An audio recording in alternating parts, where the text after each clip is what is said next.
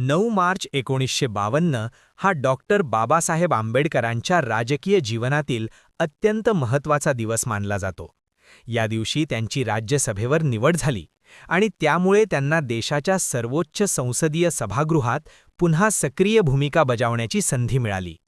भारताच्या संविधानाचे शिल्पकार म्हणून बाबासाहेबांनी देशाला लोकशाही, समता आणि सामाजिक न्यायाची मजबूत चौकट दिली होती. केंद्रीय कायदा मंत्री म्हणून कार्य करताना त्यांनी अनेक प्रगतिशील कायद्यांचा आग्रह धरला. मात्र काही मूलभूत विषयांवर मतभेद निर्माण झाल्यामुळे त्यांनी मंत्रिपदाचा राजीनामा दिला. तरीसुद्धा त्यांनी समाजसेवेचा मार्ग कधीही सोडला नाही.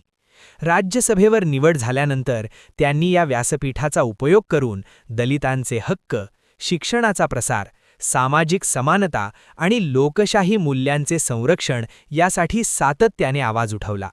त्यांची ही निवड केवळ राजकीय घटना नव्हती, तर वंचित समाजाच्या आशा आणि अपेक्षांचे प्रतीक होती.